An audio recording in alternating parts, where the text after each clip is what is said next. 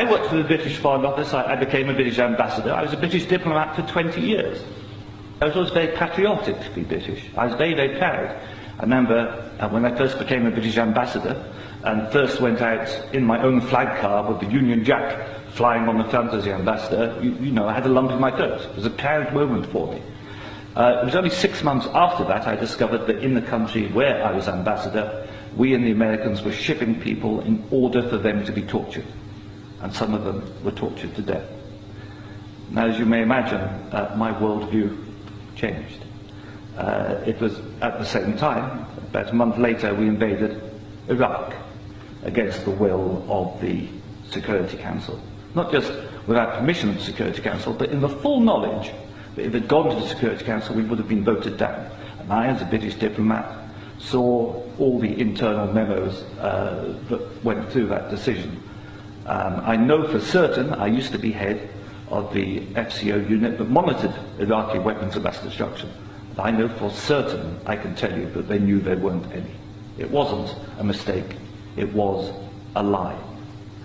I think it is impossible to be proud of the United Kingdom. I think when we invaded Iraq, we did to the United Nations what Hitler and Mussolini did to the League of Nations.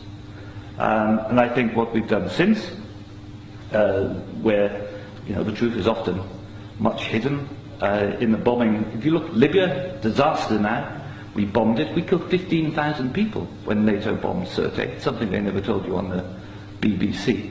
And did we make it better? No. I saw in Uzbekistan, I saw the gas contract signed by Enron and a company called Unocal, which George Bush Sr.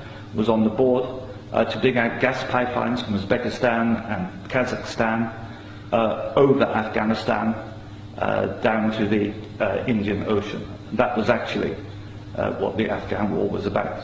They'd actually had talks with the Taliban and Unocal to see if the Taliban would provide pipeline security. The person who held those talks was the consultant for Unocal, who's a certain Mr. Karzai, who, after being employed by George Bush Sr. as a consultant, went on to become president of Afghanistan. That was their plan B. The Taliban wouldn't do it, so they invaded. It usually, I've seen it on the inside, it's almost always about control of resources. It is every bit as corrupt as our first speaker. I'm sorry, I'm also terrible with names. Andrew. You are absolutely right, Andrew. And I can tell you it's not an academic construct. The system stinks. Westminster stinks. The British government is deeply, deeply immoral. They don't care how many people they kill abroad if it advances them. And anybody who votes no is voting to support a psychologically flawed, a pathological state, which is a danger in the world, a rogue state, a state prepared to go to war to make a few people wealthy.